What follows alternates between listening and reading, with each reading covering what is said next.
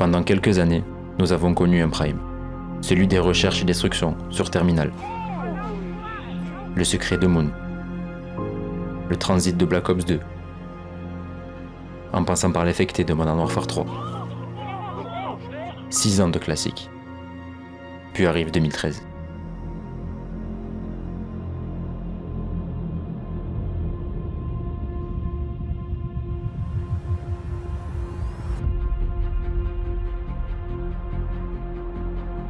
La progression, processus essentiel à la vie. Améliorer, ajouter, moderniser, des mots qui semblent essentiels dans notre monde. Déjà ancré dans les esprits de nombreux gamers et avec des opus plus captivants les uns que les autres, Call of Duty n'a pas échappé à cette règle d'évolution. Ayant conquis le monde du FPS avec les séries World at War, Modern Warfare, Black Ops, il est logique de penser que les studios phares de chez Call of Duty avaient envie d'évoluer et de proposer un nouvel univers dans celui qui les a propulsés numéro 1. Et c'est là que vient l'appel puissant et irrésistible de la modernité. S'élever, embrasser l'avenir, nous offrir du futurisme devait être la promesse d'un nouveau champ de bataille jamais exploré. Mais ce fut pour certains une erreur involontaire, car en voulant trop s'éloigner des tranchées et des guerres passées, en cherchant l'éblouissement du progrès, on finit par perdre ses origines et ses valeurs.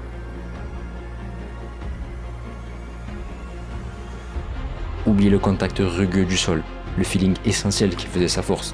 Le futur n'a pas été le tremplin espéré, mais un miroir brisé reflétant une identité déformée. Alors avant de vouloir conquérir des domaines certes passionnants mais encore inconnus, il faut d'abord s'assurer de garder les racines qui nous attachent à nos origines, car en voulant être premier dans l'inexploré, on peut perdre tout ce que l'on a durement acquis et décevoir ceux qui ont construit peu à peu leurs souvenirs à travers cette histoire. Et c'est là que j'entends c'est.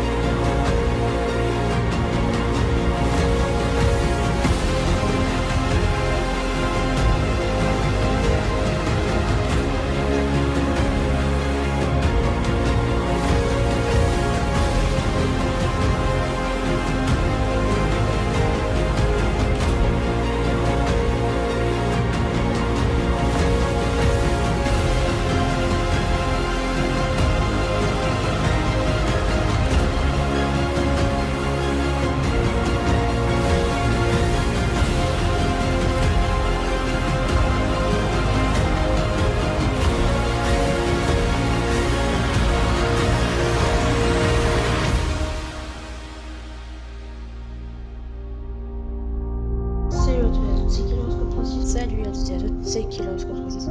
Et bien salut tout le monde, c'est Killer86. Salut à tous et à toutes, c'est Killer86. Aujourd'hui on se retrouve pour une vidéo. Salut à tous et à toutes, c'est Killer86. Je ne compte pas reprendre cette chaîne et faire des vidéos comme avant sur Call of Duty quand j'avais 12-13 ans. Salut à tous et à toutes, c'est Killer36. Je sais, j'avais dit que je comptais pas reprendre cette chaîne et faire des vidéos comme quand j'étais un peu plus jeune. Alors non, je compte pas reprendre cette chaîne et faire des vidéos comme quand j'étais plus jeune. Mais lorsque j'étais sur la fin de la première partie, je me suis dit pourquoi pas faire une suite à cette vidéo et évoquer le fait de l'idée de Call of Duty de choisir le futur dans ses jeux. C'est une décision qui a beaucoup fait parler pour nous, pour les gamers, mais aussi pour les studios entre eux. Il y a eu beaucoup de débats, il y en a qui ont aimé, il y en a qui n'ont pas aimé. Bref, ça a fait parler.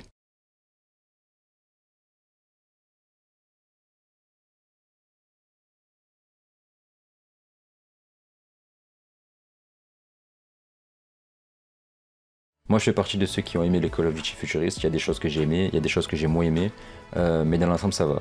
Bref, du coup comme j'ai dit dans la partie 1 et comme je le redis maintenant, je ne suis pas habitué à faire ce genre de vidéo, c'est que la deuxième vidéo que je fais du coup dans ce thème là. Je compte quand même pas reprendre cette chaîne, mais juste que voilà, je n'ai pas d'expérience, je suis pas youtubeur, j'ai 2-3 petites notions en montage vidéo, mais bon, voilà, je suis pas du youtubeur donc je vais pas être à l'aise. J'ai quand même voulu faire de mon mieux comme pour la première partie, j'ai essayé de proposer quelque chose d'un peu meilleur, j'espère que ce sera le cas. Mais voilà, alors, je vais juste préciser un truc, je n'ai pas la prétention de faire des montages de fou ou quoi que ce soit, mais je veux juste préciser que je n'ai pas utilisé JIA pour faire le montage de cette vidéo, et j'ai utilisé aucun clip de YouTube déjà tout fait de 15 minutes. Pour 5 minutes de vidéo que vous voyez, il y a à peu près entre 15 et 30 minutes de travail derrière, je vous explique pourquoi. En gros, je fais d'abord un gros travail de recherche sur ce que je veux dire. Donc là, en l'occurrence, le futur de Call of Duty. Enfin, le thème futuriste de Call of Duty. Ensuite, je mets tout ça au propre en écrivant le texte autour d'une musique. Enfin, de la musique et des différentes musiques que vous allez entendre. Et ça prend du temps, beaucoup de temps. Chaque musique n'est pas choisie au hasard et tout est synchro à la musique. Il y a certains moments où ce ne sont pas des musiques de Call of Duty, mais c'est pour justement que ça colle le mieux à l'image de la vidéo et pour que ce soit, selon moi, le mieux, le plus propre possible. Ensuite, chaque fragment des vidéos est calé à ce que je dis. À l'heure où je tourne cette partie, j'ai quasiment fini la vidéo, quasiment fini le plus... Oui, allez, on va dire j'ai quasiment fini. Bref, tout ça pour dire que c'est quand même du travail, c'est quand même de la réalisation. J'essaie de m'inspirer de techniques un peu connues, des choses que j'ai apprises, mais voilà, j'essaie de faire de mon mieux. Voilà, c'était un peu la petite parenthèse où je me justifie. Pour en revenir à la vidéo sur Call of, j'avais dit que dans la partie 1 que je m'adressais uniquement à mes amis et aux membres de ma famille avec qui j'ai joué, et que je m'adressais après aux gens que je connais pas. Dans cette partie-là, c'est pareil. Je m'adresse d'abord aux gens que je connais personnellement, et si vous ne me connaissez pas, que vous regardez la vidéo, vous pouvez quand même la regarder, il n'y a pas de problème. Bref, sur la première partie, j'avais évoqué le prime de Call of Duty. Dans cette partie 2, j'ai envie de parler de l'ère futuriste comme j'ai dit, et vous allez voir que les histoires entre les studios de développement sont également passionnantes. Cette vidéo sera un peu moins longue que la première. La première partie faisait 2h33. Là, dans cette partie, je n'ai pas fait de gameplay, je ne joue pas, parce que ça ferait une vidéo trop longue. J'espère que ça ne déçoit pas certains. Mais voilà, sur la première partie, j'avais 30 minutes à peu près de gameplay que sur Modern Warfare 2 et ça faisait des choses trop longues. Bref, du coup, sur la première partie, on s'est arrêté sur Call of Duty Black Ops 2 qui est sorti en 2012. Comme sur la première partie, on va refaire un bond dans le passé et j'espère que la vidéo vous plaira.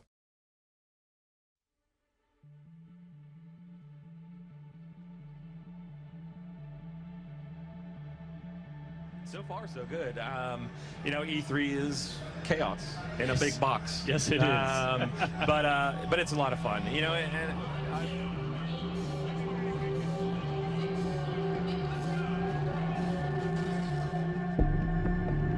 Nous sommes le 1er mai 2013.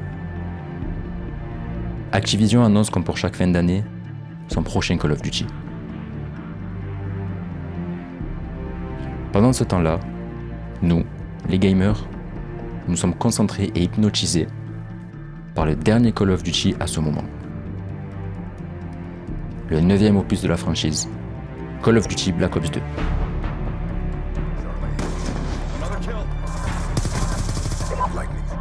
Mais on joue également aux opus qui sont sortis avant, comme Modern Warfare 3, Modern Warfare 2, Sur la map Subbase. World at War, Black Ops. Malgré quelques petits problèmes mineurs sur ces jeux, comme une santé trop grande sur certains, ou des patchs anti-quickscope sur d'autres, on rigole, on tryhard, on geek. Tout va bien pour la franchise. Les 6 dernières années étaient parfaites pour les fans. Bref, le prime de Call of Duty.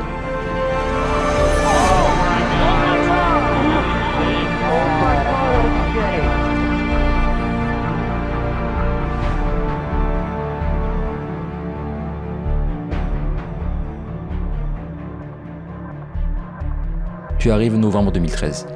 Le 5 novembre de cette année, Activision, éditeur géant du jeu vidéo à l'origine de Call of Duty, considéré comme le plus grand, et Infinity Ward, studio de développement fondateur de Call of Duty, en ayant conçu Call of Duty 1, Call of Duty 2 et la trilogie Modern Warfare, annoncent leur nouvel opus en collaboration avec Sledgehammer Games, un studio qui avait également travaillé sur Modern Warfare 3.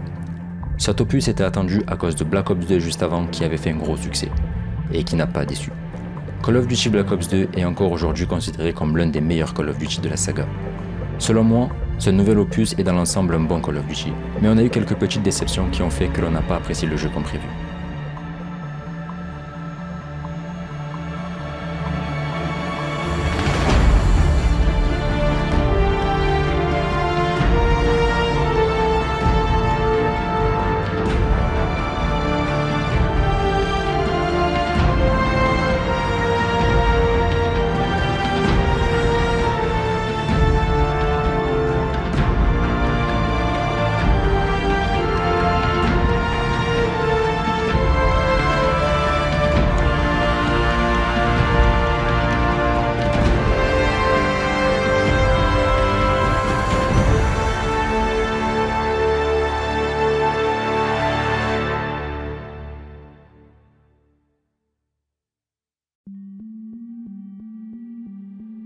Ce qui m'a énormément plu sur ce Call of Duty, c'est sa campagne. Elle est riche et bien rythmée.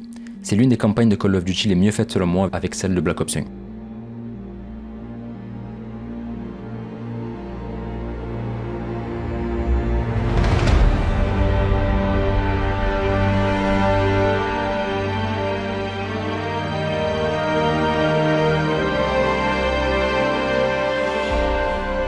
Ghost nous plonge dans une Amérique à genoux, dévastée par son propre système de bombardement orbital Ojin, détourné par une superpuissance sud-américaine, la Fédération. Au milieu de ce chaos, on suit l'odyssée des frères Logan et Ash Walker, des soldats d'élite tentant de protéger tout ce qu'il reste de leur pays. Ils appartiennent à un groupe militaire gouverné par leur père Elias. Ce dernier raconta à ses deux enfants une légende décrivant des soldats d'élite implacables et presque invincibles appelés les Ghosts. Ce n'est que plus tard dans la campagne que cette légende s'avérera vraie, car ce sont ces Ghosts qui sauveront les deux protagonistes de notre histoire. Et ces Ghosts sont dirigés ni plus ni moins que par Elias. Papa, bordel, alors t'as toujours été l'un d'eux, t'es un Ghost. Mais le vrai cœur du récit, c'est la traque de Gabriel Rourke, un ancien Ghost laissé pour mort par Elias et transformé par l'ennemi en une machine à tuer impitoyable. Entre la douleur de voir un père exécuté sous leurs yeux et une guerre désespérée, l'histoire nous mène vers une fin amère et inoubliable. Après un combat acharné, alors que la paix semble enfin possible sur une plage isolée, Rourke surgit des flots pour capturer Logan. Le jeu se renferme sur le cri de son frère et la promesse d'un lavage de cerveau pour faire de nous le prochain monstre de la Fédération, nous laissant sur un cliffhanger déchirant qui, faute de suite, reste encore aujourd'hui une blessure ouverte pour les fans.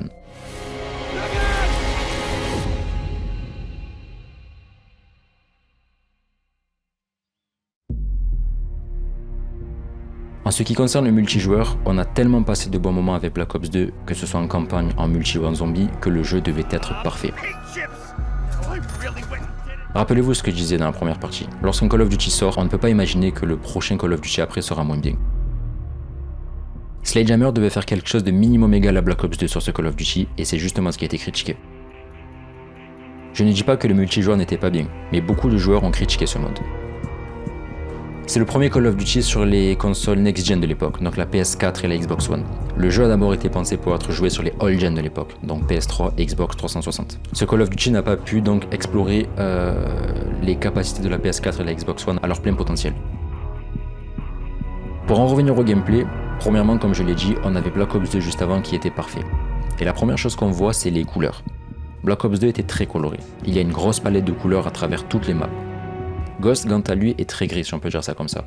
Alors oui, le thème du jeu se passe dans une ambiance de chaos, donc on peut dire que d'un point de vue réalisation du jeu, c'est réussi, mais je pense que les développeurs ont poussé le concept un peu trop loin. Les maps étaient trop grandes pour faire du 6 contre 6. On passait parfois une minute entière à courir sans croiser personne, pour finir par mourir d'une balle perdue. La map Stonehaven, donc le fameux château en Écosse, est devenue le symbole de ce problème. Trop grande, trop ouverte, elle encourageait un jeu extrêmement lent. Le time to kill. On mourait presque instantanément. Contrairement aux opus précédents où l'on pouvait parfois s'en sortir en esquivant après avoir été touché, ici la moindre erreur était fatale. Combiné à la taille des maps, cela nous a poussé à camper pour ne pas prendre de risques et c'est ce qui a rendu les parties très frustrantes.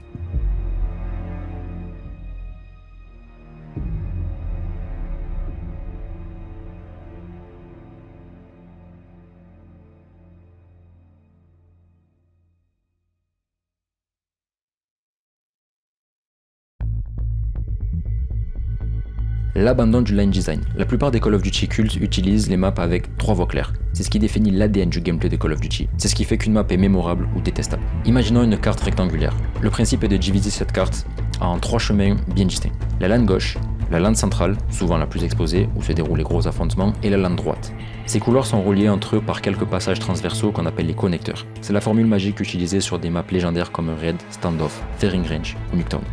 Le but n'est pas d'être réaliste mais d'être prévisible. On sait d'où l'ennemi vient. Si on est dans le couloir gauche, l'ennemi est soit devant, soit il arrive par le connecteur au milieu. Ça favorise les réflexes et le shoot. On n'a pas à vérifier 50 fenêtres et 40 buissons avant d'avancer.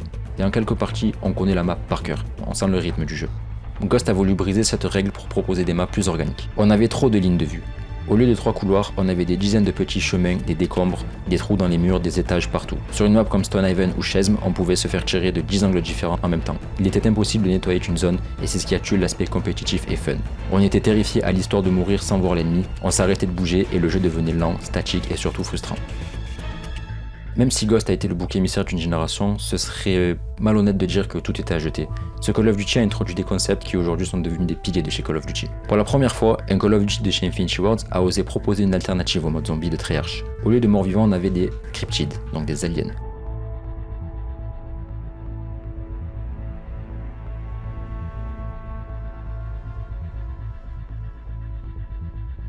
On l'oublie souvent, mais c'est Ghost qui a introduit le slide, donc la fameuse glissade. Avant, on avait juste le plongeon de Treyarch sur les Black Ops. La glissade a rendu le gameplay beaucoup plus fluide et moderne.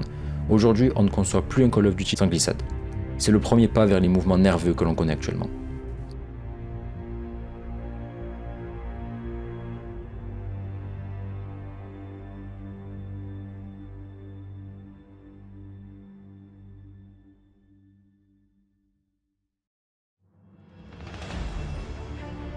Ghost a essayé de rendre les maps vivantes. L'exemple culte, c'est la map Strike Zone.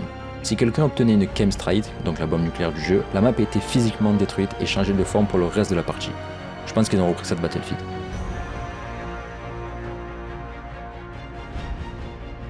Il y avait aussi des petits pièges activables ou des passages qui s'ouvraient. C'était une tentative d'immersion géniale qui donnait l'impression que l'environnement comptait.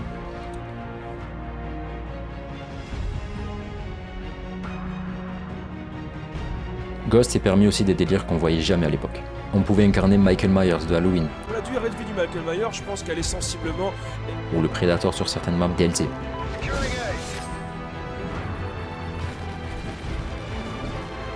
C'est aussi le jeu qui a sorti le pack de voix Snoop Dogg pour les annonces en multijoueur.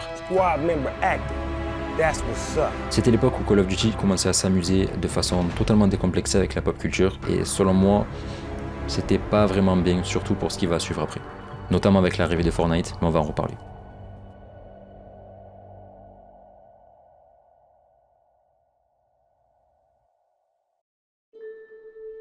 Bref, ce Call of Duty Ghost a déçu certains fans de la licence, mais ça reste un Call of Duty, donc une licence qui cherche à innover et à proposer des nouveautés sur chaque opus comme chaque année.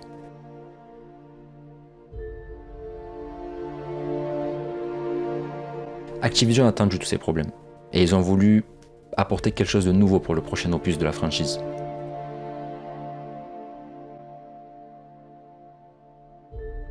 On est en 2014, et Call of Duty va entrer dans une nouvelle ère. Et ils vont vouloir garder leur place de numéro 1. Je vous renvoie vers la partie 1, mais en gros, il y a une raison très simple, c'est que Call of Duty là est sorti.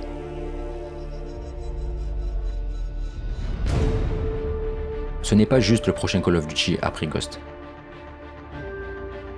Il y a une histoire derrière tout ça. Il y a un vol pour certains. Une concurrence avec un autre jeu de cette époque. Si vous avez suivi la partie 1, vous savez de quel jeu je parle. Avec Call of Duty 4 Modern Warfare, Infinity Ward a montré au monde entier qu'ils étaient capables de faire un Call of Duty avec des émotions et un spectacle comme on ne l'avait jamais vu avant sur un Call of Duty. Même si les Call of Duty avant Code 4 étaient pas mal, Call of Duty 4 Modern Warfare a tout changé chez Call of. C'est donc normal que les fans attendaient ce jeu avec impatience. Et c'est là où ils ont voulu accélérer littéralement les choses en se détachant des Call of Duty qui ont marqué notre génération. Et c'est là que tout a commencé à réellement changer pour Call of Duty. Et c'est là que les studios ont voulu de la verticalité. Et c'est là où ils ont tenté l'innovation de trop pour certains. Et c'est là que l'évolution se fait sentir. Et c'est là qu'on ajoute notamment un élément. Le jetpack.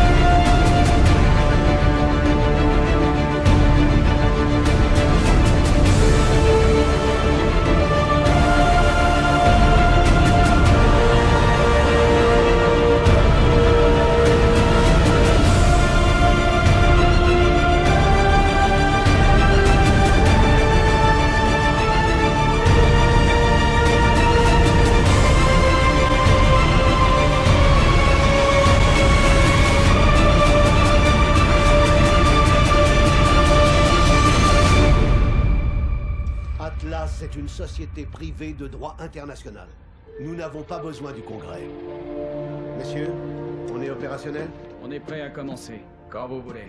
Je veux votre équipe sur le terrain dans 6 heures.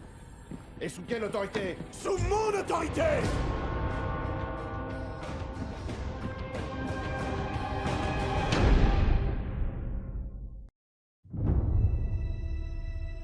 Call of Duty Advanced Warfare. Comme pour Ghost, beaucoup l'ont aimé et beaucoup ne l'ont pas aimé. Moi personnellement, je l'ai bien aimé.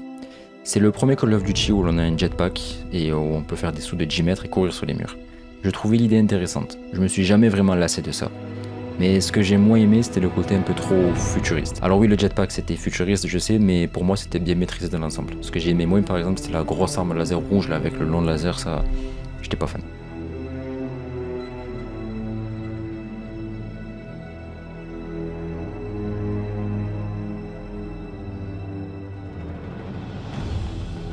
Advanced Warfare nous propulse en 2054, une ère où la technologie a remplacé le sang et les larmes, à travers les yeux de Jack Mitchell, interprété par Troy Baker. Tout commence par un deuil, la perte d'un bras et celle d'un meilleur ami, lors d'une bataille sanglante à Séoul. C'est alors qu'entre en scène Jonathan Irons, le leader charismatique de la multinationale Atlas, interprété par Kevin Spacey. Jonathan Irons. Il offre à Mitchell une seconde chance sous la forme d'une prothèse ultra perfectionnée et d'un exosquelette surpuissant. Mais ce qui ressemble à une quête de rédemption se transforme vite en un cauchemar géopolitique. On découvre qu'Irons n'est pas un sauveur, mais un visionnaire assoiffé de pouvoir, persuadé que les gouvernements sont obsolètes et prêt à utiliser une arme biologique terrifiante pour imposer sa propre paix mondiale, Manticore. Où est la base de Manticore? La campagne devient alors une course contre la montre déchirante entre loyauté et morale, se concluant par un duel final intense où Mitchell doit sacrifier sa prothèse, ce symbole même de sa renaissance chez Atlas, pour précipiter son mentor dans les flammes, laissant derrière lui un monde certes sauvé, mais marqué à jamais par l'ambition démesurée d'un seul homme.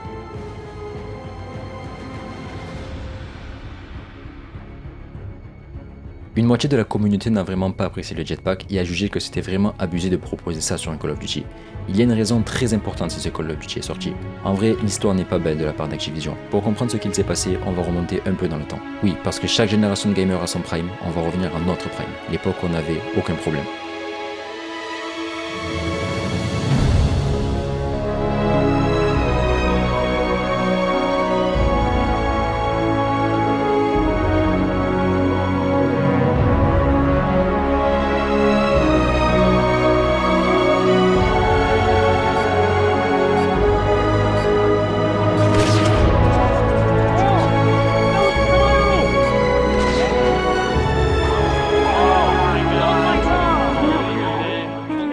On est en 2010, donc l'époque où Modern Warfare 2 fait succès, et Infinity Ward voulait faire un Call of Duty dans le futur. Bobby était pour, mais pas pour tout de suite.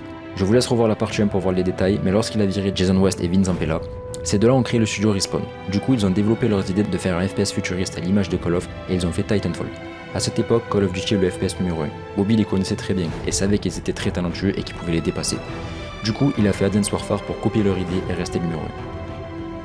Du coup, Call of Duty n'était plus pour certains considéré comme un jeu de positionnement, mais qu'un jeu de réflexe aérien. On se faisait plus tuer par quelqu'un en face, mais par quelqu'un qui nous tombait littéralement sur la tête après un double saut. C'est l'époque où on a commencé à entendre. Ce n'est plus Call of Duty.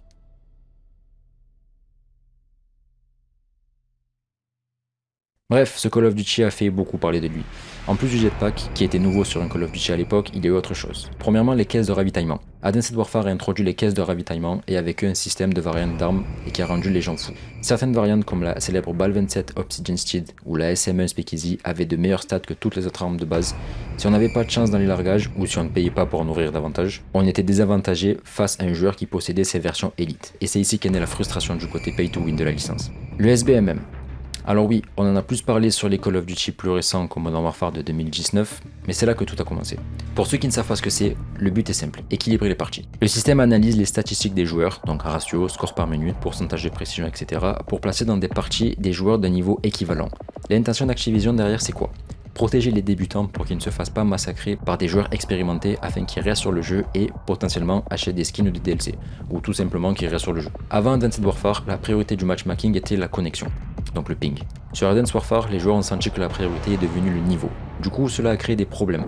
Premièrement, l'effet champion du monde. Si on est un bon joueur, on ne tombe plus jamais sur des débutants, chaque partie devient une finale de tournoi, on ne peut plus jouer tranquille pour tester une arme ou se détendre après les cours ou le boulot, on est obligé de jouer avec les meilleures armes et d'être à 100% de nos capacités à chaque seconde. Le sacrifice de la connexion. Pour trouver des joueurs de notre niveau, le jeu doit parfois aller chercher très loin. Résultat, on se retrouve avec des joueurs à l'autre bout du monde, on a un niveau élevé certes, mais on joue avec du lag et une mauvaise connexion qui rend l'expérience insupportable. Et troisièmement, l'impossibilité de jouer avec des amis. C'est le point le plus triste pour une vidéo sur les souvenirs. Si on est un très bon joueur et que l'on invite un ami qui a un niveau moyen, on se fera massacrer. Car le jeu va choisir des adversaires basés sur notre niveau, jouer ensemble devient alors une punition pour le moins bon du groupe. Le nombre d'armes. Malgré un nombre d'armes élevé, le multijoueur était dominé par seulement 2 ou 3 armes. On voyait des balles 27 et des ASM1 dans absolument toutes les mains. Si on voulait jouer avec une autre arme pour le plaisir, on se faisait littéralement détruire. Cette absence de variété a rendu le jeu un peu répétitif pour une grande partie de la communauté.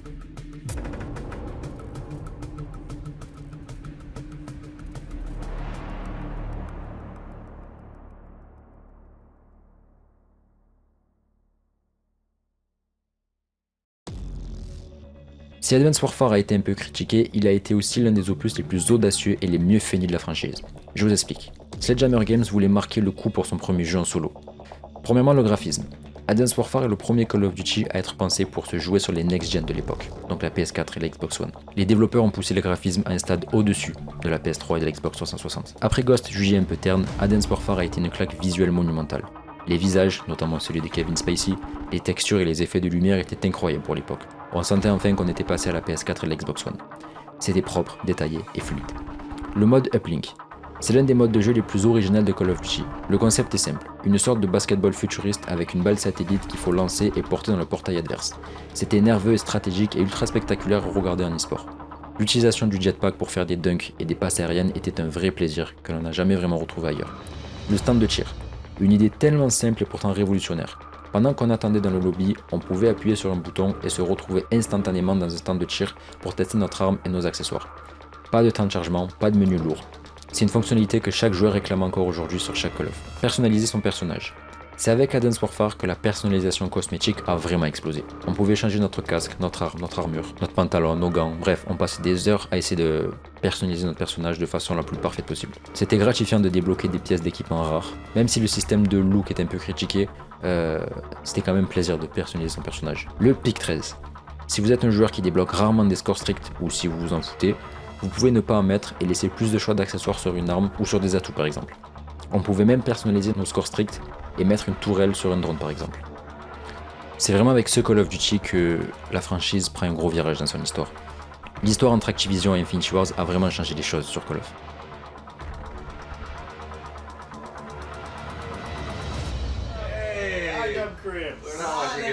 Side of the camera, Brad. Everybody's closing their porn. Man, they just separated. Bref, ce Call of Duty a fait beaucoup parler de lui en bien et en moins bien. Il a été le premier à vraiment être dans le futur.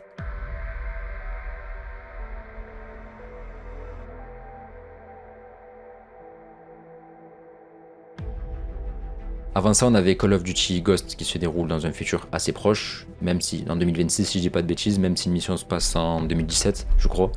Et avant ça, on avait Black Ops 2 qui se passe certes en 2025, mais on n'est pas dans un futur très poussé et le gameplay ressemble aux autres Call of Duty avant, juste avant. On retrouve l'ADN de Call of Duty et c'est pas trop perturbant.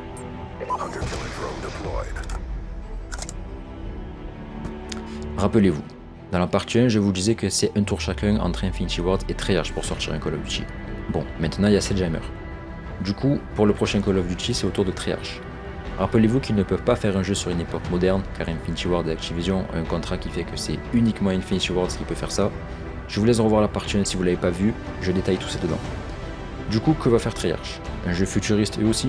Rester à l'image de Black Ops 2 pour ne pas proposer trop de choses futuristes? Un jeu sur la Seconde Guerre mondiale pour rappeler des anciens souvenirs? Ou comme Advanced Warfare, aller dans le futur? Et si je vous dis qu'ils vont le faire et que ça va marcher? Il y a des jetpacks et c'est futuriste.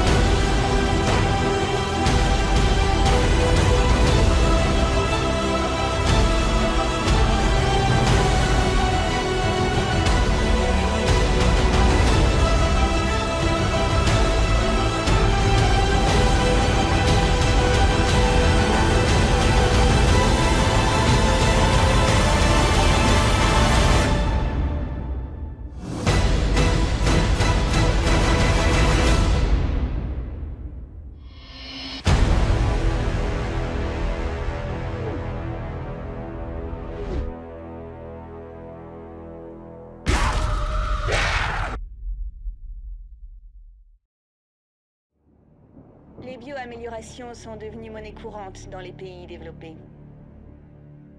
Call of Duty Black Ops 3. Je pense que tout le monde l'a aimé, ou presque. Juste avant, on avait Call of Duty Advanced Warfare qui n'avait pas réussi à se faire aimer par tout le monde. Je pense que ce Call of Duty Black Ops 3 a satisfait quand même beaucoup de personnes. Je pense que c'est pour deux choses. La première, c'est qu'il suit Black Ops 2, qui était parfait et que tout le monde a aimé. Du coup, les gens pensaient forcément que le jeu allait être au moins égal à Black Ops 2.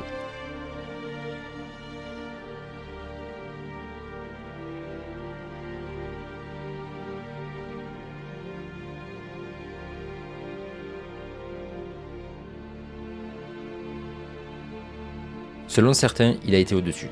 Deuxièmement, il est bien fait, tout simplement. Et comme je l'ai dit dans la première partie, Treyarch s'est innové et s'est ajouté des choses sur Call of Duty.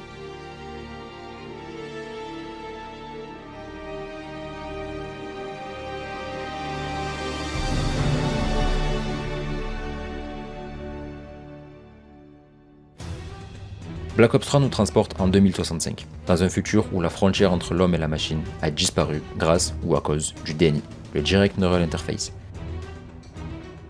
Une puce implantée dans le cerveau des soldats. Tout commence par un traumatisme. Lors d'une mission qui tourne au désastre, votre personnage est littéralement démembré par un robot de combat. Sauvé de justesse, vous êtes reconstruit avec des membres cybernétiques et intégré à une unité d'élite menée par John Tyler. Mais la traque d'une cellule terroriste se transforme vite en cauchemar. Tyler et son équipe semblent avoir perdu la raison, obsédés par une mystérieuse forêt gelée. Le récit bascule alors dans le surréalisme. On ne sait plus ce qui est réel et ce qui est une simulation informatique. Entre des paysages qui s'effondrent et des combats contre des manifestations mentales, le jeu explore la perte de contrôle face à l'IA. Mais le vrai choc est ailleurs, caché dans les textes qui défilent beaucoup trop vite au début des missions. Votre personnage est en réalité mort sur la table d'opération dès le début du jeu. Toute la campagne n'est qu'une simulation, un dernier rêve projeté par le DNI de Tyler dans votre esprit. Une fin philosophique et tragique qui, bien que fascinante, a laissé des millions de joueurs sur le côté, regrettant la simplicité héroïque des aventures d'Alex Mason et de Frank Woods. Ce Call of Duty, comme je l'ai dit, il a été aimé par énormément de joueurs. Le wallrun amélioré, c'est ce qui a fait la force de Black Ops 3. C'est son mouvement fluide lorsqu'on se déplace. Contrairement au saccade d'Advanced Warfare, Black Ops 3 a introduit un système de mouvement basé sur l'inertie. Le wallrun et les propulseurs étaient bien plus doux. On pouvait enchaîner une glissade, un saut et une course sur un mur sans jamais perdre notre vitesse. C'était satisfaisant, presque comme un jeu de plateforme, et ça demandait un vrai talent pour être maîtrisé. Le spécialiste, c'était une grande première. On ne jouait plus seulement un soldat anonyme, mais un personnage avec une personnalité et une capacité unique. Le Gravity Spike de Rain, l'arc de Sparrow, ou le prophète et son glitch. Ça ajoutait une couche stratégique. Attendre le moment parfait pour sortir son spécialiste créait des moments héroïques qui retournaient les parties. Ça donnait aussi une identité visuelle forte au jeu. Le mode zombie. Pour beaucoup, c'est le meilleur mode zombie de l'histoire. Entre les maps originales complexes comme Der Eisenreich et le DLC Zombie Chronicle qui a masterisé les maps cultes de World at War, Black Ops 1 et Black Ops 2, Black Ops 3 est devenu pour beaucoup le prime du mode zombie.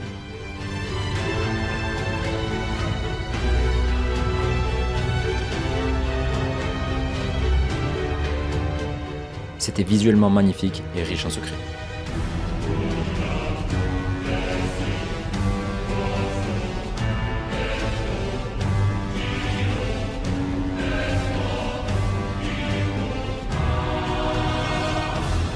Le 3-line design. Treyarch a compris l'erreur de Ghost. Ils ont repris le fameux 3-line design mais l'ont adapté au futur. Des maps comme Combine, Hunted ou Infection sont devenues instantanément cultes. Elles étaient lisibles, équilibrées et offraient des raccourcis incroyables si on maîtrisait le wallrun. On retrouvait le plaisir de l'époque Prime avec une touche de modernité. La personnalisation des armes. On pouvait créer ses propres camouflages sur ses armes pixel par pixel. L'atelier Gunsmith permettait de voir son arme en 3D sous tous les angles. Le jeu était coloré, vif et donnait envie de tout débloquer. C'était un jeu plaisir qui contrastait avec la grisaille des années précédentes. Même si Black Ops 3 était bien fait, il n'a pas été parfait. Il y a eu des choses qui ont énervé les fans. Tous les Call of. Tous les jeux ont des problèmes. Le système de supply drops, le casino géant, c'est le plus gros point noir de Black Ops 3. Si Advanced Warfare avait ouvert la porte à ce mode, Black Ops 3 l'a défoncé. Pour la première fois, de nouvelles armes parfois ultra puissantes comme la XMC ou les Marshall 16 par exemple étaient enfermées derrière des coffres aléatoires. On pouvait passer des centaines d'heures sur le jeu sans jamais débloquer l'arme qu'on voulait, alors qu'un joueur chanceux, ou qui dépensait des centaines d'euros pour ouvrir des coffres, pouvait l'avoir en 2 secondes. C'est là qu'a commencé vraiment à naître le côté pay to win de la franchise. Les spécialistes et les kills gratuits. Si le système était fun pour certains, et qu'il fait partie des points forts de Black Ops 3, il a été très critiqué par les joueurs hardcore et compétitifs. Et ça peut se comprendre, ça peut être rageant de se faire éliminer si on fait une partie parfaite par ce genre de truc. Dans les anciens Call of Duty, pour avoir une arme puissante, il fallait faire une série de points. Dans Black Ops 3, la jauge de spécialiste se remplit toute seule avec le temps. Un joueur qui faisait du 0.15 par exemple pouvait soudainement sortir ses Gravity Speaks ou son lance-flamme et tuer un joueur qui est en train de faire une partie parfaite. Pour beaucoup, c'est devenu un jeu à récompense de participation qui cassait le mérite de ceux qui essayaient de faire une partie sympa. Une campagne incompréhensible. C'est sans doute la campagne la plus détestée ou la moins bien comprise de la trilogie Black Ops. Après le scénario incroyable de Black Ops 1 et de Black Ops 2, les joueurs s'attendaient à une suite. A la place, on a eu une histoire de science-fiction métaphysique très bizarre avec presque aucun lien avec les opus précédents et un twist final que 90% des joueurs n'ont pas compris sans regarder au moins une explication sur YouTube. La phrase culte des critiques à l'époque c'était « Pourquoi ça s'appelle Call of Duty ?» Les problèmes de connexion. Malgré ses graphismes magnifiques et sa fluidité claire, Black Ops 3 a souffert pendant longtemps de problèmes de serveur. On se plaignait souvent de l'avantage de l'hôte ou des décalages, donc le fameux lag, qui rendait les duels aléatoires. Pour un jeu basé sur le mouvement ultra rapide, le moindre petit lag donnait une source de frustration immense et pouvait parfois amener au rage quit. Bref, pour certains, ce Call of Duty fait partie du prime de Call of Duty et est considéré comme l'un des meilleurs Call of. Je ne sais pas si moi personnellement je pourrais le placer parmi les meilleurs Call of car j'ai pas énormément joué, mais je reconnais que c'est un très bon Call of qui a bien été fait.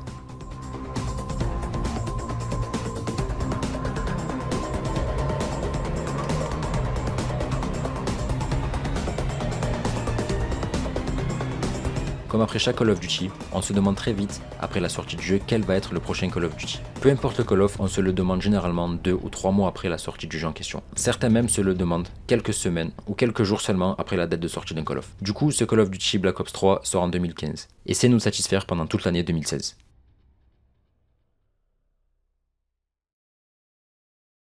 « 2016, une année particulière pour la licence.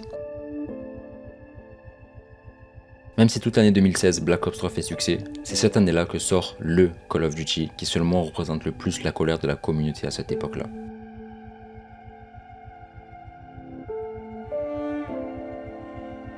On commençait à être lassé d'avoir des Call of Duty futuristes et on nous sort ce Call of Duty. C'est la bande-annonce la plus dislike de YouTube. On voulait du changement et on a eu des vaisseaux à la Star Wars.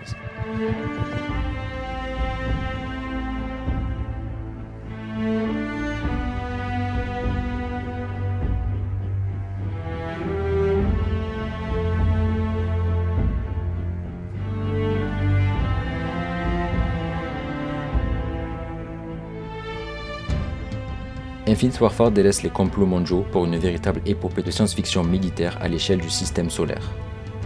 On y incarne le lieutenant Nick Race, un pilote d'élite qui, suite à une attaque terroriste dévastatrice sur Genève durant la Fleet Week, se retrouve propulsé capitaine du dernier navire de guerre de la Terre, le Retribution. L'ennemi c'est le SDF, le Settlement Defense Front, une colonie martiale impitoyable menée par l'amiral Selen Koch, interprété par Kit Harington, dont le seul but est d'anéantir la Terre.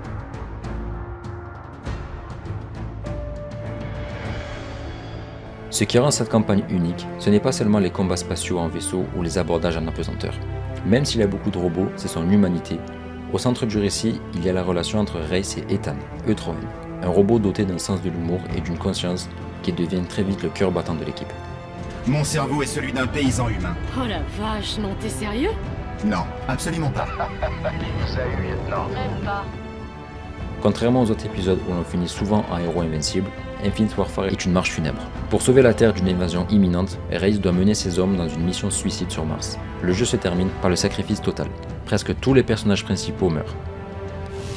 Bonne chance, Ryan. Ce fut un honneur, capitaine. Tout l'honneur fait pour moi, Métalin. Y compris Race, qui finit par se sacrifier dans le vide spatial pour détruire le chantier naval ennemi. Le générique de fin, où l'on peut écouter les derniers messages des soldats laissés à leur famille, est sans doute l'un des moments les plus déchirants de l'histoire de Call of Duty. J'ai toujours voulu savoir ce qu'était une famille. Grâce à vous, c'est chose faite. J'ai fait de mon mieux pour être un homme bien. Maynard Griffin. Papa voulait faire de ce monde un endroit meilleur. C'est pour ça que nous t'avons fait. Ce Call of Duty, c'est celui qui a commencé à énerver les fans sérieusement. Premièrement, le ras-le-bol du futur. C'est le point faible numéro 1. En 2016, cela faisait déjà 3 ans que l'on réclamait un retour au combat au sol. Sortir Infinite Warfare dans un futur lointain alors que la communauté entière réclamait un retour aux sources n'était pas selon moi la meilleure idée. Le trailer est devenu l'une des vidéos les plus détestées de YouTube avec plus de 3 millions de dislikes. Le scandale de Modern Warfare. C'est sans doute l'une des décisions les plus compliquées de l'histoire d'Activision. Pour s'assurer que les gens achètent Infinite Warfare, Activision a décidé que le tant attendu Modern Warfare remasterisé ne serait disponible que dans les éditions spéciales et coûteuses d'Infinite Warfare. On s'est un peu senti pris en otage. On nous forçait à payer 80 € pour un jeu futuriste auquel on ne voulait pas forcément jouer, tout ça pour qu'on puisse racheter un classique de notre enfance. Cela a créé une haine envers le jeu avant même sa sortie. Les variantes d'armes. Certaines armes avaient des atouts intégrés comme nucléaire ou des bonus de dégâts qui rendaient les armes meilleures que les versions de base. Si on n'avait pas de chance, on se faisait juste détruire par quelqu'un qui avait juste payé pour avoir des armes meilleures. Le manque d'innovation du gameplay.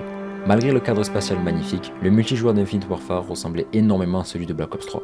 Même système de mouvement, même classe, même interface. On a eu un peu l'impression d'avoir un DLC de luxe de Black Ops 3 plutôt qu'un nouveau jeu.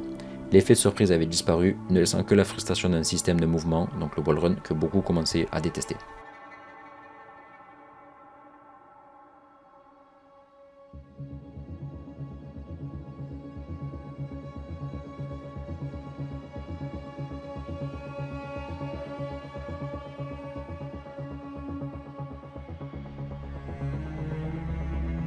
L'abandon du réalisme militaire. À cette époque-là, Call of Duty a commencé à intégrer des cosmétiques de plus en plus absurdes. Des tenues de soldats rose bonbon, des dames en fin de partie, des camouflages d'armes ridicules. Pour les puristes qui aimaient l'ambiance sérieuse de Modern Warfare ou de Black Ops 1, le jeu était devenu une sorte de cirque spatial qui ne ressemblait plus à une simulation de guerre. Okay. Next, another wall run. I wish it was more spawns. I'm not saying it's wrong with that. I wish it was more spawns. But anyway, I'm pretty sure that was crossing that.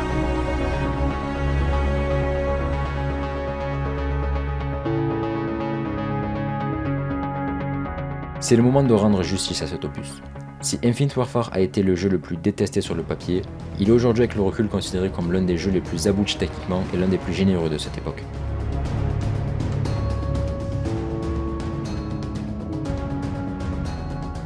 Premièrement, la campagne, un chef-d'œuvre. On l'a déjà évoqué, mais c'est son plus gros point fort. L'immersion est parfaite. Le fait de pouvoir marcher dans son vaisseau, donc le Retribution, de choisir ses missions sur une carte du système solaire et de monter dans son chasseur, donc le Jackal, sans écran de chargement, était révolutionnaire pour un Call of Duty. C'est sans doute la campagne la plus mature qui ne prend pas le joueur pour un enfant à la fin.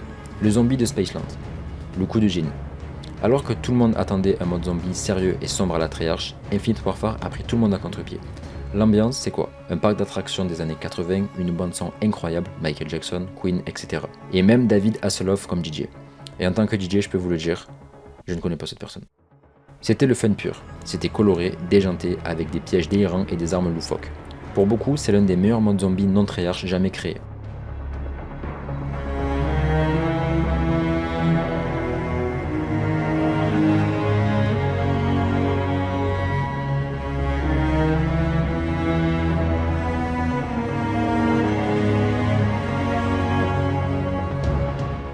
La fluidité ultime du mouvement. Si on aime le jetpack, Infinite Warfare était la version la plus propre. Sledgehammer a inventé le mouvement avec Advanced Warfare, Treyarch l'a rendu fluide avec Black Ops 3, mais Infinity Ward l'a rendu parfait avec Infinite Warfare. Les contacts avec les murs, les glissades et la réactivité des commandes étaient d'une précision chirurgicale. Techniquement, c'était le sommet que le moteur pouvait offrir à l'époque.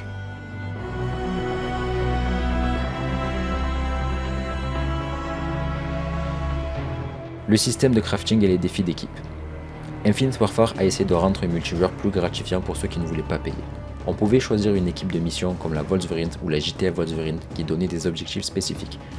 En montant de niveau, on débloquait des variantes d'armes gratuitement. On gagnait une monnaie en jeu pour fabriquer l'arme de nos rêves. Ce n'était plus 100% basé sur la chance des coffres. L'arsenal futuriste mais cohérent. Les armes d'Infinite Warfare étaient magnifiques, elles avaient un look de science-fiction crédible. Mention spéciale pour les armes à énergie qui rechargeaient leurs munitions toutes seules.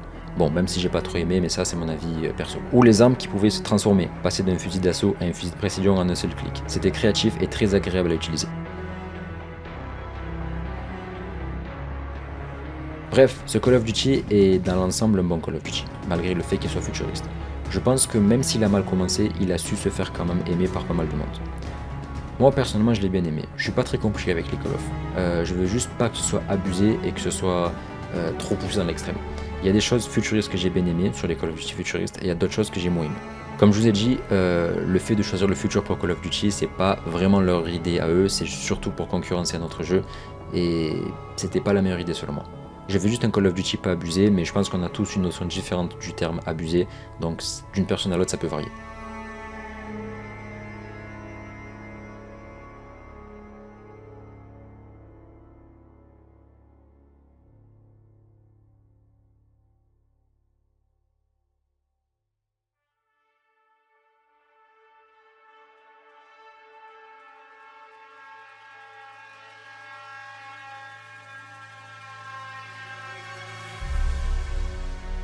Après ce Call of Duty, on attendait quand même un Call of Duty pas futuriste, mais dans un contexte style Modern Warfare ou Black Ops.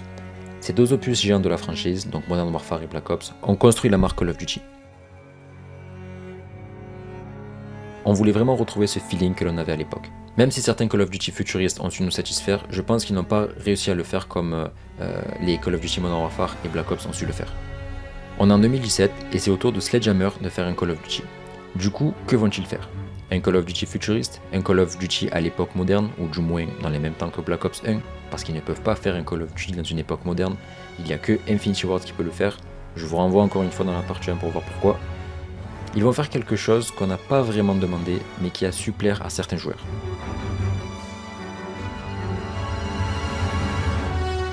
Sledgehammer a surpris tout le monde en reprenant un classique de chez Treyarch pour vouloir satisfaire tous les joueurs et demander un retour aux sources. Mais peut-être que ce fameux retour aux sources qu'on demandait, c'était en réalité un retour à l'époque de Modern Warfare ou de Black Ops. Ils ont voulu vraiment revenir au début de Call of Duty, là où tout a commencé, l'époque du tout premier opus de la franchise, la Seconde Guerre mondiale.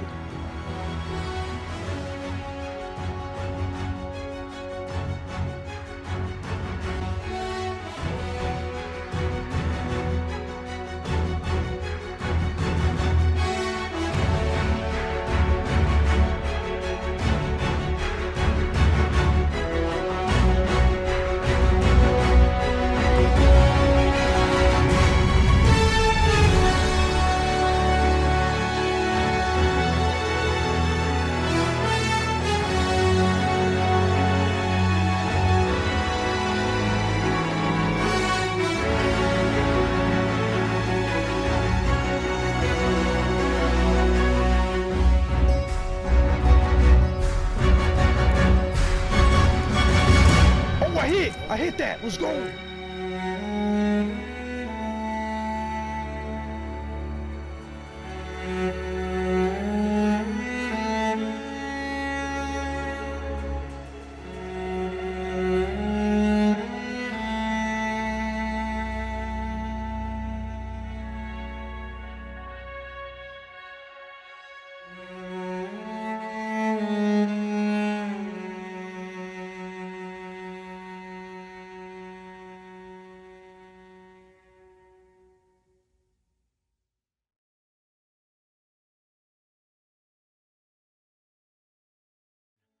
C'est le 6 juin 1944.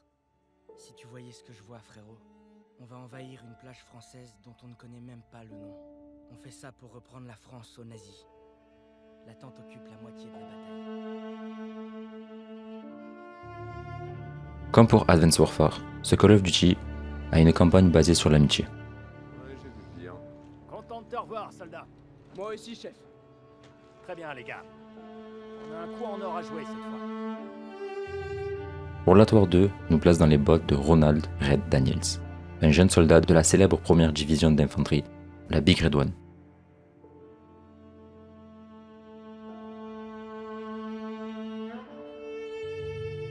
L'histoire commence dans le fracas du débarquement en Normandie sur la plage d'Omaha Beach.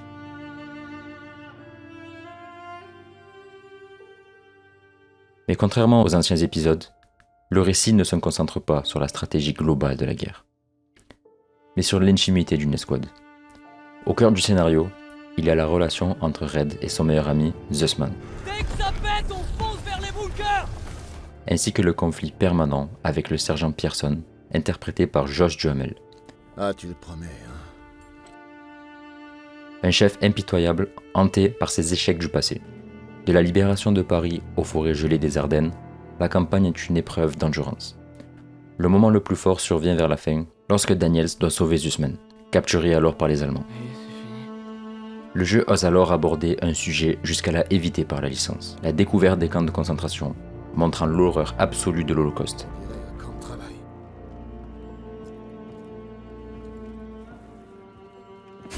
On les traitait encore plus mal que des animaux. D'après ce que j'ai vu, ils étaient battus, affamés, travaillant jusqu'à l'épuisement.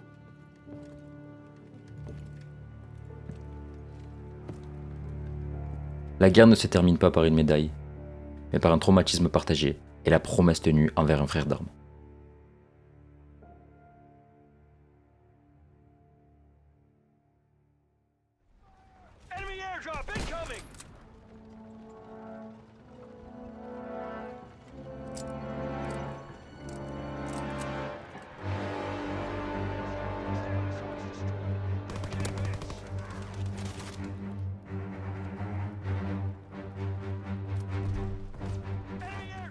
Si le retour au Boots on the Ground, donc pied au sol, a été accueilli comme une bénédiction, le réveil a été un peu difficile pour beaucoup. Call of Duty World at War 2 a voulu tellement bien faire dans sa quête de réalisme qu'il a fini par s'enfermer dans des choix de design très frustrants. Mais bon, on peut pas trop l'en vouloir parce que c'est un Call of Duty et comme je l'ai dit, Call of cherche toujours à apporter une nouveauté dans leur Call of Duty et cherche toujours à satisfaire leurs joueurs.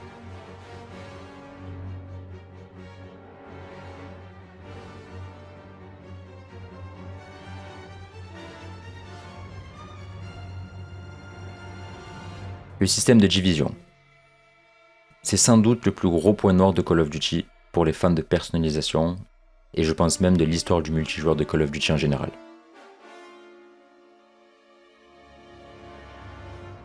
Sledgehammer a supprimé le système du PIC 10-13 pour imposer des divisions, donc infanterie, aéroportée, blindée, etc. Chaque division avait des atouts bloqués. Si on voulait un silencieux, on devait jouer avec la division aéroportée par exemple. On ne pouvait plus créer la classe de nos rêves avec les accessoires et les atouts qu'on voulait. C'était rigide, frustrant et ça cassait un peu la créativité qu'on avait sur les anciens opus. Le manque de cartes. En son lancement, le jeu ne proposait uniquement 9 cartes pour le multijoueur standard, hors mode de guerre. C'est le plus petit nombre de maps de l'histoire de la licence. Résultat, on tournait en rond très vite. De plus, beaucoup de ces maps, comme Gustav Cannon par exemple, étaient détestées à cause de leur design trop ouvert ou au contraire trop labyrinthe. Les joueurs ont eu l'impression d'avoir un jeu en kit. La lenteur et la lourdeur du gameplay.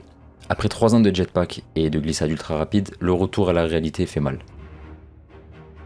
Même si on voulait un Call of Duty sans jetpack, le ressenti était que le personnage donnait l'impression de peser 200 kg. Le temps de récupération après un sprint était interminable, la régénération de santé était très lente. Pour une communauté habituée à la vitesse de Black Ops 3, ce passage à une vitesse de tortue a été... voilà. En fait, j'avais juste oublié Momo, du coup j'ai fait voilà. Le quartier général et les lootbox publics. Sledgehammer a introduit un espace social en 3D où l'on voyait les autres joueurs. Du coup, ça a créé un malaise. L'une des activités principales était d'ouvrir ses caisses de ravitaillement devant tout le monde pour que les autres voient ce qu'on gagnait. Ça donnait un côté casino social assez malsain qui a beaucoup agacé ceux qui voulaient juste jouer à la guerre sans avoir d'animation de jeu d'argent. Un lancement technique catastrophique. Pendant les premières semaines, les serveurs étaient à l'agonie. Les quartiers généraux étaient vides car le jeu ne supportait pas la charge. Beaucoup de joueurs étaient quand même présents sur le jeu, les déconnexions étaient fréquentes et les bugs de progression nombreux. Pour un jeu censé sauver la licence, ça a mal commencé.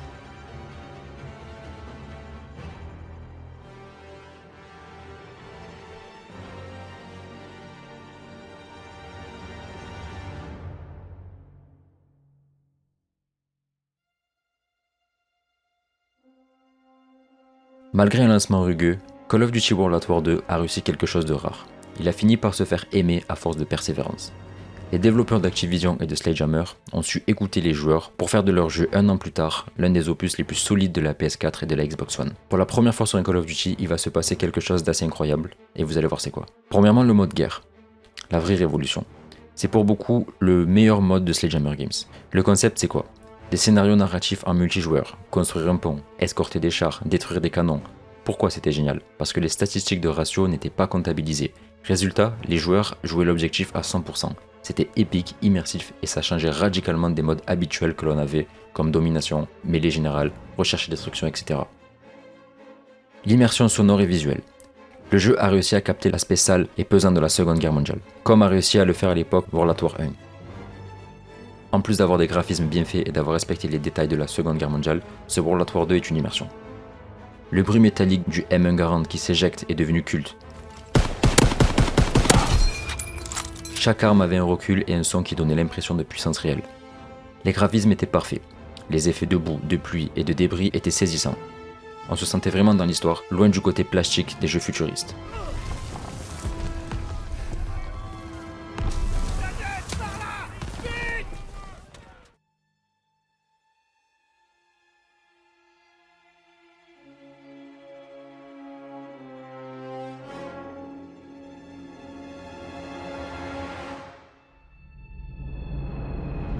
Le mode zombie. Après le délire disco d'Infinite Warfare, World at War 2 est revenu à la source, l'horreur pure. Dans ce mode zombie de World at War 2, il y a deux choses qui ont marqué. Premièrement, l'ambiance. Les zombies étaient terrifiants, avec des visages mutilés et des sons cauchemardesques. On retrouvait un peu ce que l'on avait avec World at War 1 et les Black Ops. Le système de jeu était plus simple. Il était plus accessible pour les nouveaux joueurs qui n'avaient pas trop d'expérience en zombie, avec un guide d'objectifs, tout en gardant des secrets très complexes pour les experts. C'était un retour Dark Zombie que les fans de World at War et de Black Ops attendaient. La grande mise à jour d'avril, la rédemption. Quelques mois après la sortie, les directeurs du studio ont changé et le jeu a été totalement refait. Ils ont supprimé les restrictions, donc on pouvait créer des classes avec les accessoires qu'on voulait comme à l'époque. Ils ont ajouté le sprint illimité pour tout le monde et ils ont rendu le jeu beaucoup plus rapide. La leçon c'est quoi? C'est que c'est l'un des rares Call of Duty qui a demandé pardon à ses joueurs en changeant son ADN en plein milieu d'année pour redevenir fun. La générosité des événements. L'événement siège d'hiver, ou les mises à jour sur la résistance française, ont apporté énormément de contenu gratuit.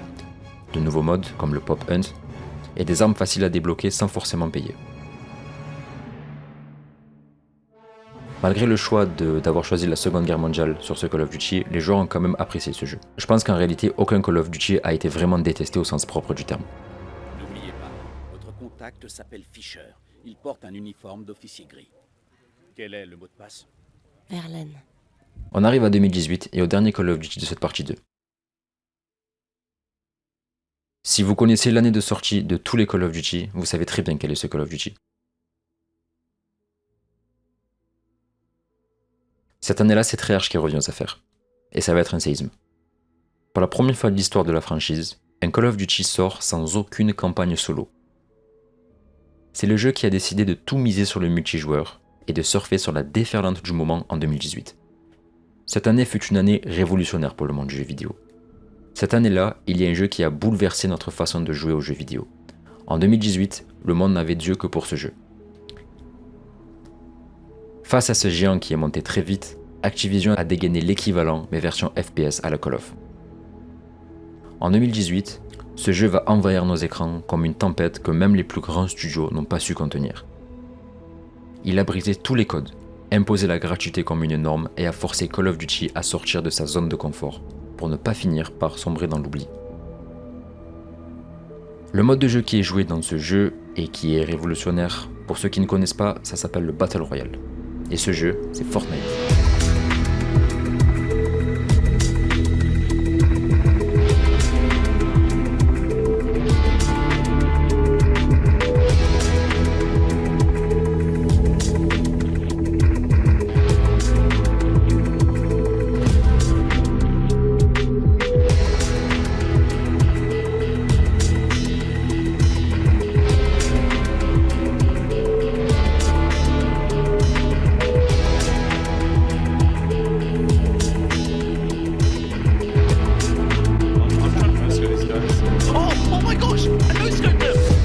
Cette rivalité a été le combat du réalisme contre le cartoon.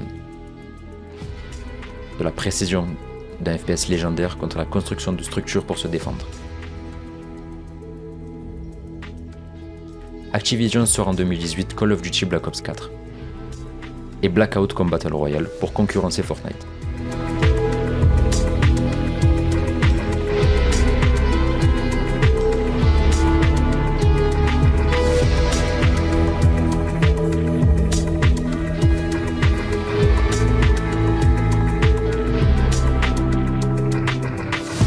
Blackout était meilleur techniquement, plus mature, plus technique, mais il avait un point faible, son prix. C'est en perdant cette bataille contre Fortnite qu'Activision a compris la leçon. Ils ont compris qu'on ne pouvait pas retenir les joueurs derrière un mur payant quand la concurrence leur offrait le monde gratuitement.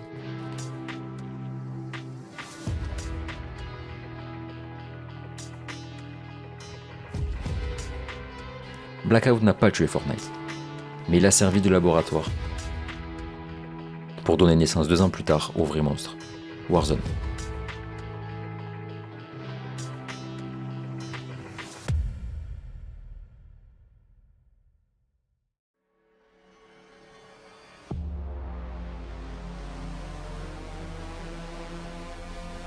Black Ops 4 se déroule dans un futur proche, entre Black Ops 2 et Black Ops 3. Puisqu'il n'y a pas de mode histoire, le scénario est éparpillé dans le spécialiste HQ, une série de tutoriels qui présentent le passé des spécialistes. On y découvre des mercenaires et des soldats d'élite dans un monde dominé par les multinationales et les complots technologiques, mais le récit reste au second plan. Le vrai cœur de Black Ops 4 est son changement radical de gameplay. Le jeu impose le 5-5 au lieu du 6-6 habituel de Call of Duty. Il va introduire quelque chose de tout nouveau dans Call of Duty, le soin manuel. On ne régénère plus la vie en attendant, on doit s'éjecter une seringue, ce qui rend les duels beaucoup plus tactiques. Mais surtout, Black Ops 4 marque la naissance de Blackout. Comme je l'ai dit, c'est la première tentative de Battle Royale façon Call of Duty. Une carte gigantesque regroupant tous les licules de l'histoire de Black Ops, Nuketown, Firing Range, Verruct, où 100 joueurs s'affrontent. C'était le laboratoire qui allait, 1 an plus tard, donner naissance à Warzone. Bref, comme tous les Call of Duty, il y a eu des choses moins bien. Premièrement, l'absence de campagne. Ça a été le grand vide. Pour beaucoup, Call of Duty c'est une expérience complète, solo, multijoueur, zombie. En supprimant la campagne, Activision a cassé une tradition de 15 ans. On avait l'impression de payer pour un jeu auquel il manquait quelque chose. Les missions de spécialistes n'étaient qu'un pauvre substitut qui n'amenait rien de concret dans le jeu. Beaucoup ne font pas les campagnes et jouent uniquement au multijoueur, moi je fais partie de ceux qui aiment faire les campagnes et comprendre l'histoire du jeu. Le scandale des microtransactions. C'est sans doute l'année où Activision a été la plus agressive financièrement. L'anecdote culte, c'est qu'ils ont osé vendre un simple point rouge, donc un réticule de visée, pour environ 1 € dans la boutique.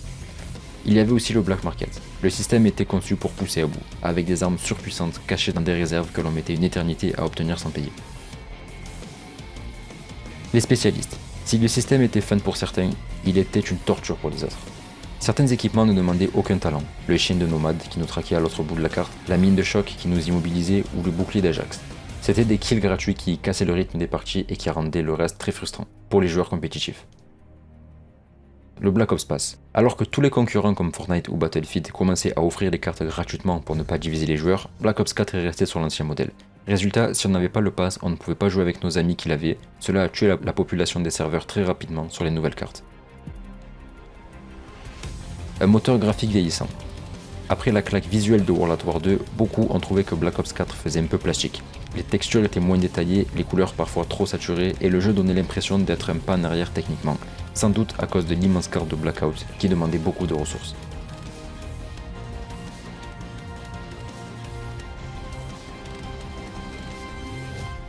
Malgré l'absence de campagne, ce Call of Duty Black Ops 4 reste pour beaucoup le Call of Duty le plus purement compétitif, ainsi que son côté gratifiant au niveau du tir. C'est le jeu qui a assumé son côté arcade, tout en y ajoutant une profondeur tactique qu'on n'en a plus jamais retrouvé ailleurs.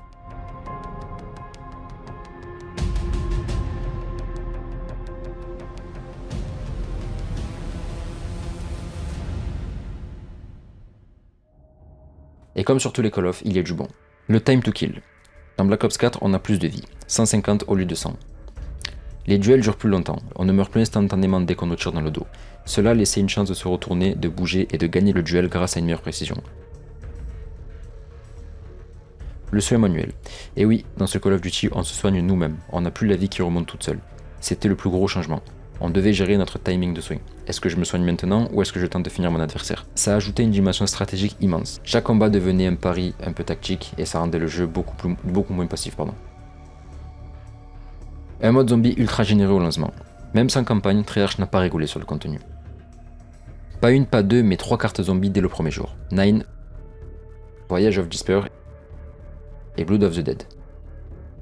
D'ailleurs, la map 9, dans une arène de gladiateurs, est souvent citée comme l'une des meilleures expériences zombies de tous les temps pour son ambiance et sa clarté.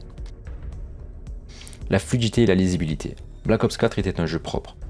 Pas de jetpack, mais une glissade rapide et bien fluide. Des couleurs vives qui permettaient de voir les ennemis immédiatement. Contrairement aux opus plus sombres ou grisâtres, c'était un plaisir visuel qui rendait le jeu très dynamique à regarder en stream ou en e-sport. Blackout. Avant Warzone, il y avait Blackout. Pour beaucoup de puristes, c'est encore aujourd'hui le meilleur Battle Royale de l'histoire de Call of.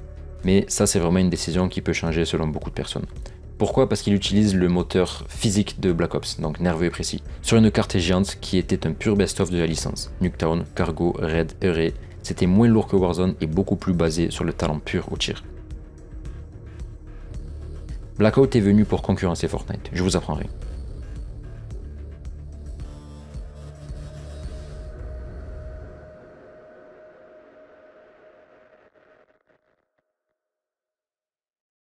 C'est le duel qui a défini l'année 2018 dans le monde du jeu vidéo. D'un côté, le rouleau compresseur Fortnite qui avait transformé le paysage du jeu vidéo en un terrain de jeu coloré et gratuit. Et de l'autre, Blackout, la réponse d'Activision qui tentait de prouver que Call of Duty restait le roi du shoot. Même si ce n'est pas Fortnite qui a créé le mode Battle Royale, c'est Fortnite qui a réussi à devenir le jeu numéro 1 dans ce domaine. C'était le choc des cultures. Une guerre d'usure entre le free-to-play et le côté premium. Premièrement, le prix, c'est là que la bataille s'est jouée dès le premier jour. D'un côté, on a Fortnite, c'est gratuit, accessible sur PC, console ou téléphone. Tout le monde peut y jouer, 8 ans, 15 ans, 18 ans ou 30 ans, ce jeu a été joué par tous les âges. Pour Blackout, il fallait débourser 70€ pour acheter Black Ops 4, et pour beaucoup de joueurs, payer le prix fort pour un mode de jeu alors que le voisin d'à côté propose la même chose gratuitement, voilà quoi. Blackout a commencé avec une communauté déjà acquise, les fans de Call of. Là où Fortnite, lui, accueillait la terre entière. C'était nouveau et donc une découverte. Tirer et construire. Blackout c'était pour les puristes du FPS. Ici, pas question de faire apparaître une tour de 10 mètres en 2 secondes quand on tirait dessus. Si on était mal positionné, on était éliminé. C'était tactique et basé sur le shoot pur. Fortnite c'était pour certains un jeu de construction avant d'être un jeu de tir. Pour les fans de Call of Duty, c'était frustrant de tirer sur quelqu'un et le voir se transformer en château fort instantanément. C'est ce genre de choses que je n'ai pas du tout apprécié sur Fortnite. La carte. Sur Blackout, la map était un chef-d'œuvre de nostalgie. On pouvait sauter sur Nuketown, dans les airs de Turbine, l'asile de Verruct, c'était Disney pour les fans de Black Ops. Fortnite de son côté a tout misé sur l'évolution constante. La map changeait de forme chaque saison avec des événements directs, lancement de fusées, concerts, cubes géants. Blackout paraissait statique en comparaison. Lancement de fusées, concerts, cubes géants, je sais même pas ce que j'ai pris mes notes, j'ai fait ma vidéo, je connais le jeu très peu. Voilà. Le réalisme contre le cartoon. A l'époque, beaucoup de joueurs de Call of Duty se moquaient de Fortnite, le qualifiant de jeu pour enfants à cause de ses couleurs vives et de ses danses. C'est ce que j'ai fait. Blackout se voulait sérieux, mais ironiquement, c'est le côté fun de Fortnite qui a gagné le grand public. Mais comme je l'ai dit dans la partie 1, Fortnite n'a pas été au niveau de Call of Duty niveau émotion.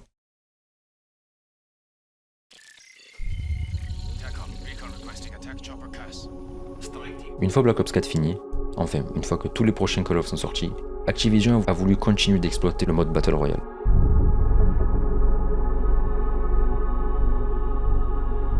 En 2019, Modern Warfare Remasterized sort et ne possède pas de Battle Royale. Mais jusqu'à une certaine date.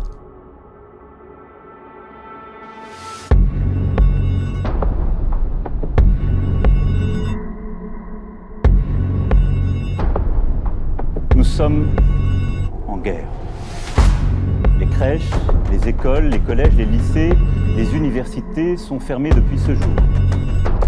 Samedi soir, les restaurants, les bars, tous les commerces. Mars 2020. Le monde s'arrête. Les rues se vident, mais le 10 mars de cette année, un nouveau champ de bataille s'ouvre. Verdansk. Warzone, le mode Battle Royale de chez Infinity Ward, voit le jour, et ce n'était pas qu'un Battle Royale. C'était le point de rendez-vous chaque soir pendant que tout était fermé. Entre l'attention du goulag, le plaisir de voir son largage tomber du ciel et les courses-poursuites en Bertha, on a vécu une parenthèse hors du temps. On râlait contre les snipers sur les toits de Downtown, mais au fond, on n'a jamais été aussi soudés autour des micros.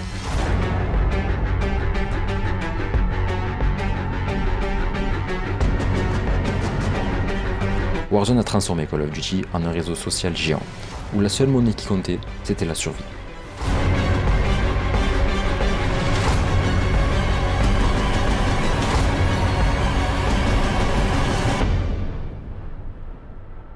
Je sais que Warzone ne fait pas partie de l'ère futuriste de Black Ops de Call of Duty, mais il fait suite à Black Ops 4 qui lui fait partie de l'ère futuriste. Donc je pense qu'on peut en parler.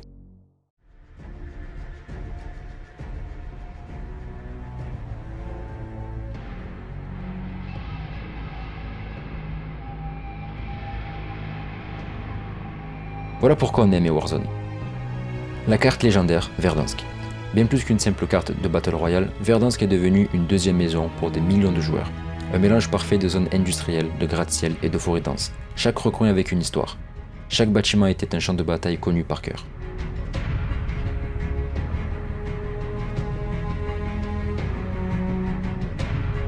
Les loadouts. C'est ce qui a tué la concurrence aux yeux des fans de Call of Duty, donc contre Fortnite et Apex. Pour la première fois dans un Battle Royale, on n'était pas dépendant de la chance. Avec le langage tactique, on pouvait appeler notre propre classe avec nos propres armes, nos propres atouts, nos propres accessoires, bref, notre classe. Warzone est devenu un jeu de préparation autant qu'un jeu de tir.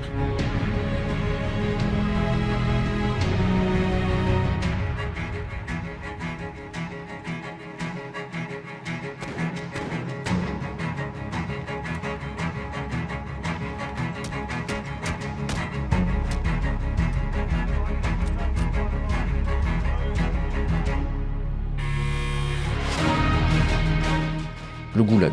Warzone a inventé le mécanique le plus addictif du genre. On était jeté dans une prison crasseuse pour un contre un intense sous les yeux des autres joueurs qui nous lançaient des cailloux. Gagner notre duel pour revenir dans la partie a offert une source d'adrénaline qu'aucun autre jeu a offert.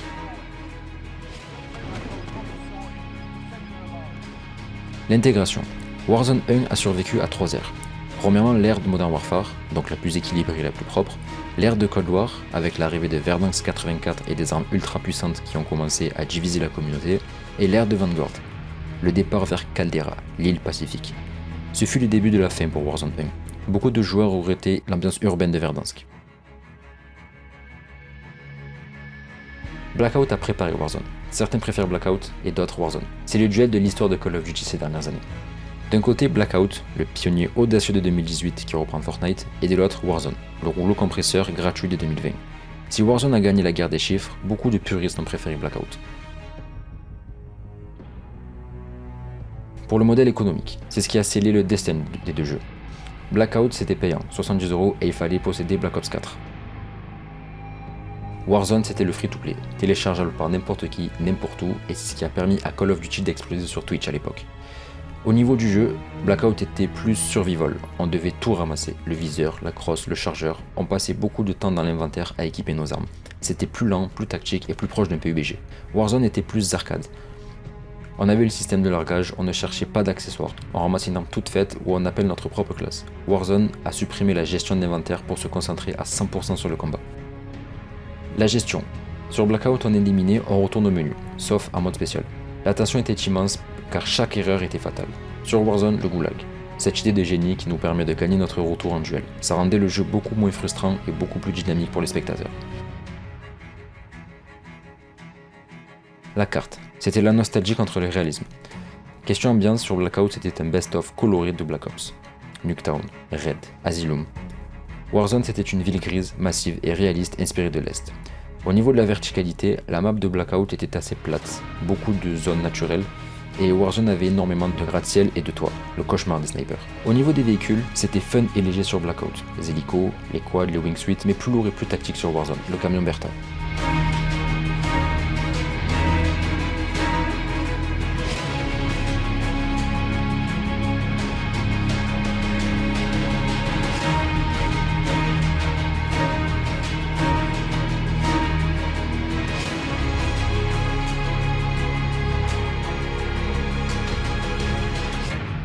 Bref, ces Call of Duty ont quand même façonné qui nous sommes aujourd'hui. Il s'agit que de jeux vidéo, mais pour nous c'est plus que ça. Que ce soit sur les anciens Call of qui font partie du prime de Call of Duty, sur ceux faisant partie de l'ère futuriste ou même sur les plus récents, on a tous des souvenirs qui nous ont marqués, on a tous passé de bons moments. Pour la plupart d'entre nous, on a grandi avec Call of Duty. Comme j'ai dit plus tôt dans la vidéo, je pense qu'aucun Call of Duty a vraiment déçu dans le sens où absolument personne ne l'a aimé.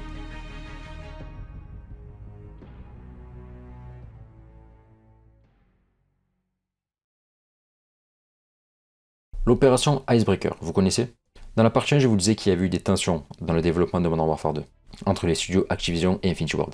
Je vais vous expliquer ce qui s'est passé entre ces deux studios, mais je vous laisse quand même aller voir la partie 1 pour avoir plus d'informations. En 2008, Activision est en pleine fusion avec Vivendi, un géant français des médias et de la communication. C'est une entreprise qui ne crée pas de jeux, mais qui possède ou qui a possédé beaucoup de parts de la culture populaire. Aujourd'hui, Vivendi possède le groupe Canal+, Havas, donc l'une des plus grosses agences de pub au monde, Gameloft pour les jeux mobiles, et Prisma Media, Voici, Capital, Gala, etc.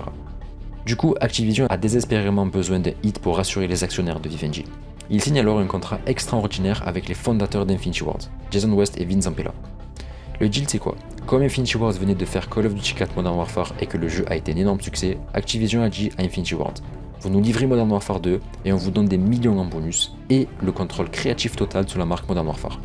Et en plus de ça, on vous laisse faire votre jeu futuriste que vous voulez là. Je précise juste que ce jeu ne sera pas un Call of Duty futuriste, mais un jeu style Call of Duty futuriste, un FPS futuriste quoi. Et je rappelle que Infinity Ward voulait à tout prix le contrôle de la marque Modern Warfare. C'est le fameux contrat que je parle dans la partie 1 et que je vous évoque souvent dans cette partie 2. La condition en retour c'est quoi? C'est que le deal ne tient que si Zampella et West restent à la tête du studio d'Infinity Ward. Vous sentez le truc arriver.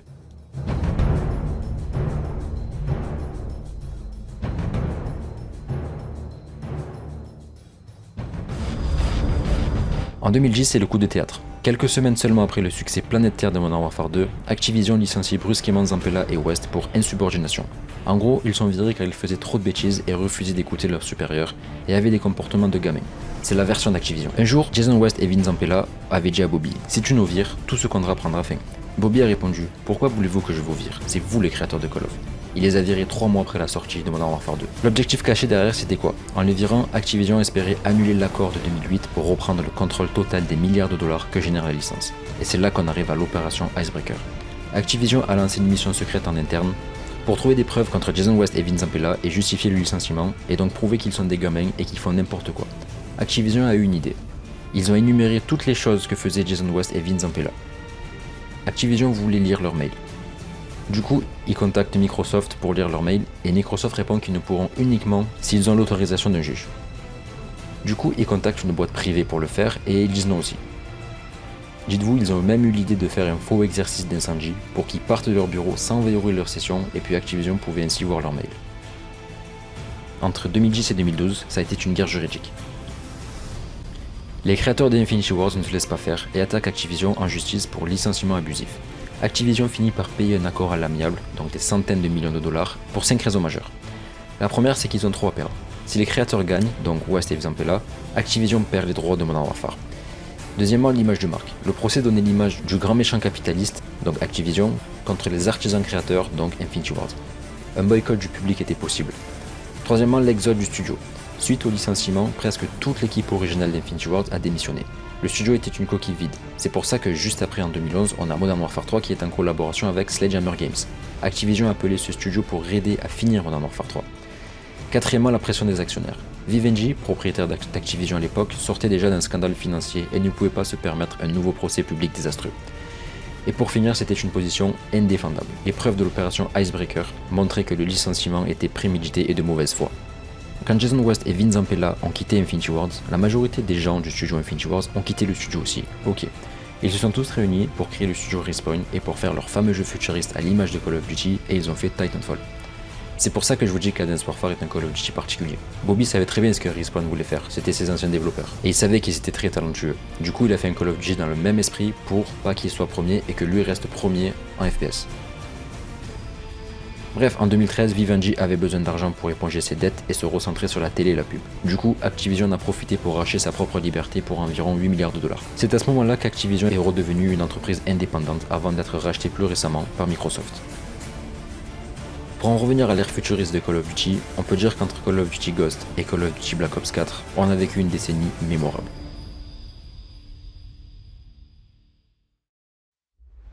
Après le prime de Call of Duty, on a commencé dans les ruines d'une Amérique dévastée avec un chien pour se l'allier, avant de croire que pour grandir, il fallait s'envoler. On s'est vu devenir des surhommes, brisant la gravité dans les rues de Séoul avec Advanced Warfare. On a enchaîné les wallruns électriques dans le monde coloré de Black Ops 3. On a même fini par toucher les étoiles, pleurant la mort d'un robot sur Mars alors que le monde entier nous huait déjà. Il y a eu des moments de grâce.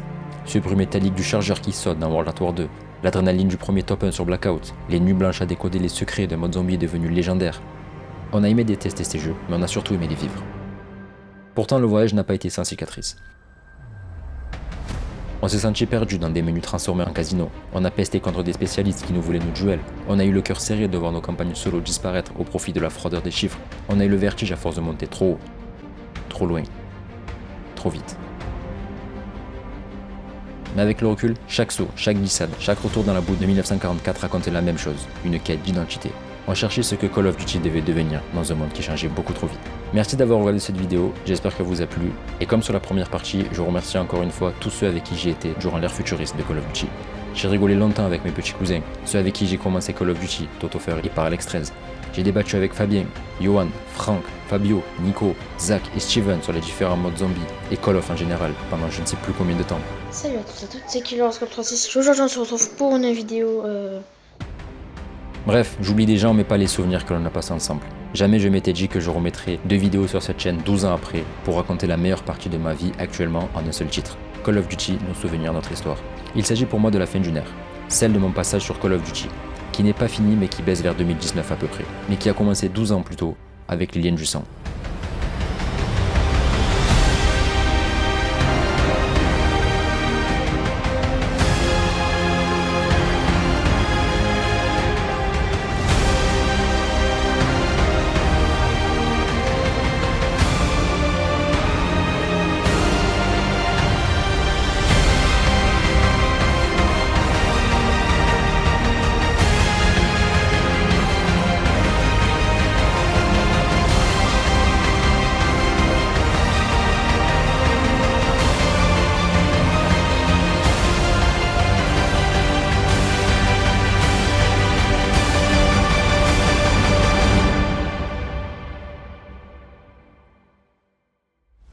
Aujourd'hui, la poussière est retombée, les jetpacks sont éteints, les néons se sont estompés.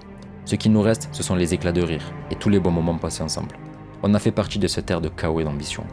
Donc tout cela a contribué aussi à créer des souvenirs que l'on raconte aujourd'hui dans notre histoire.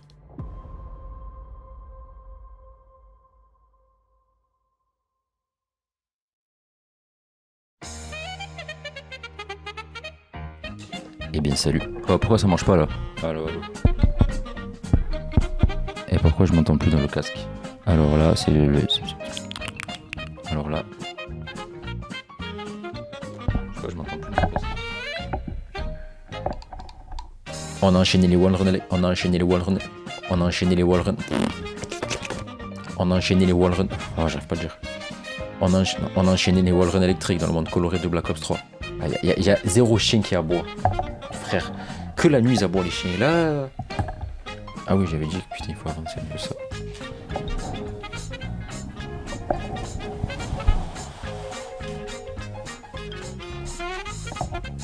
Il a été très critiqué par les joueurs hardcore et compétitifs.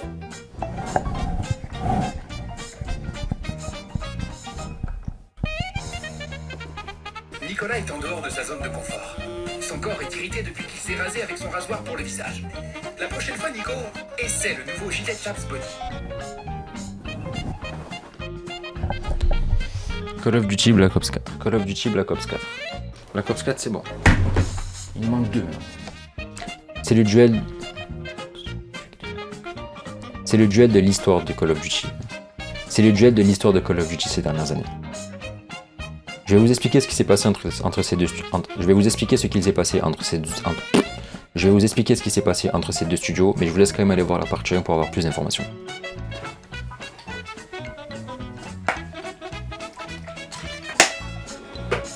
Et Microsoft répond qu'ils ne pourront uniquement s'ils ont... Et Microsoft répond qu'ils pourront uniquement s'ils ont l'ordre... Je suis en survêt de jouer Barça. Et là, ouais, c'est trop de câbles aussi.